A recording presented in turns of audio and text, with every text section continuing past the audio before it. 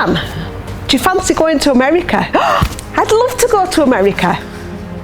We're going to do a hill climb. Really?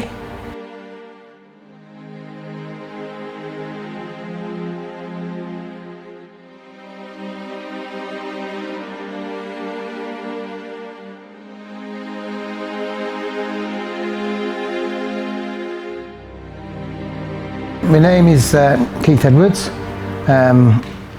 I've had this car best part of 30 years now. Hill climbed it for about 21 years.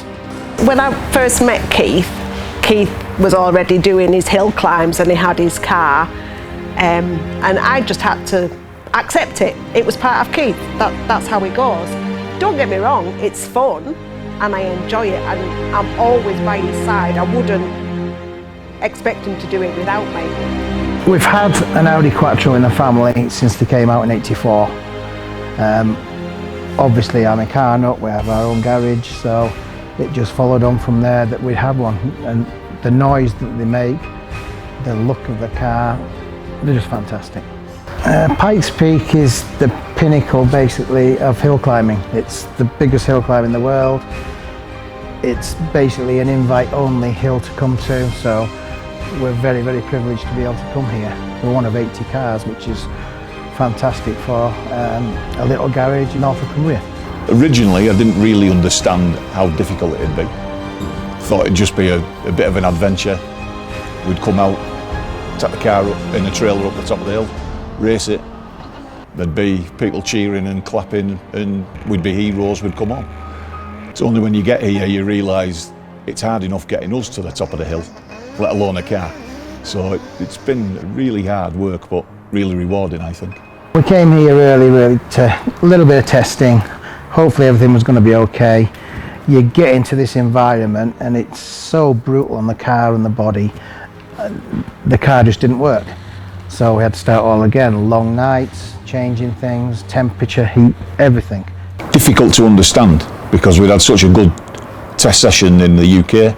We'd had a real good rolling road session, the car appeared strong and we were full of confidence bringing it here.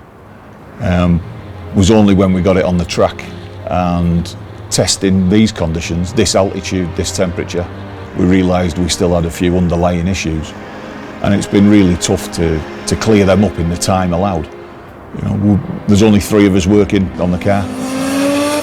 There's only 24 hours in a day, but it seems like we're finding extra hours to make this thing work. And now we think we've got it nailed on, that it's good. We've just run out of time. Just absolutely mad. We had to look at everything on the car.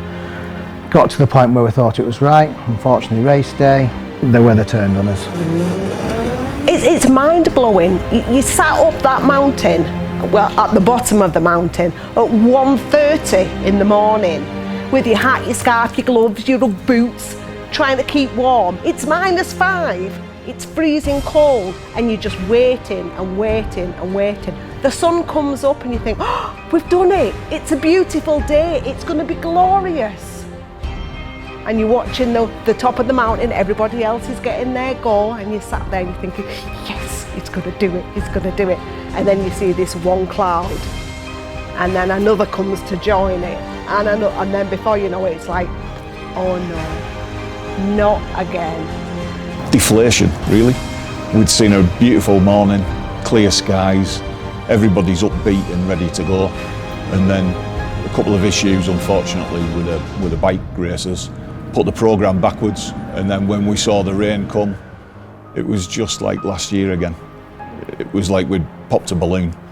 Everybody just, you know, your head goes down, but you think maybe the clouds will blow through, maybe we'll get a dry session. It just never happened, and we can't beat the weather. Frustration, really frustrated. Upset for my team that have been helping me all week, all the long hours, and not being able to take the car up the hill. It's just so frustrating when you come this far.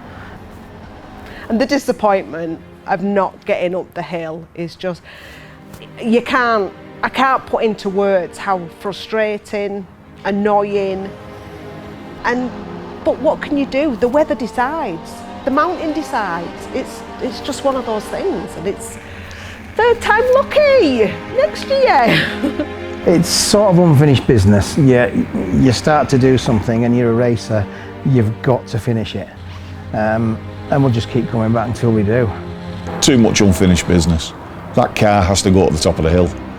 Keith has to drive it to the top of the hill.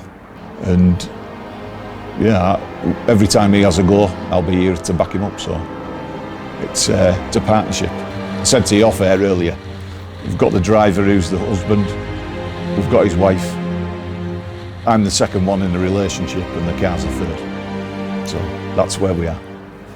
For Keith to get to the top of the mountain, it would be like, I don't know, all his Christmases, all his birthdays, everything that's just come at once. And just for him to do that, I would be as happy for him. Do you know what I mean? It's like, I don't know, you can't do it. I'm getting emotional now, but it's just what he's wanted all the time. And I just wish he can do it. He will do it. He's going to do it next year. It will happen. I need to get to the top of this hill. Now I've taken the challenge on, we need to finish it. The car itself, we'll take it back home, rebuild it, freshen it up, get it ready for next year. Try our hardest to get back. Yesterday, when the weather came in like that, for the second year on the run, it's like, I'm not doing this no more. Sell the car. We're obviously not meant to be here. You're disappointed, you're frustrated.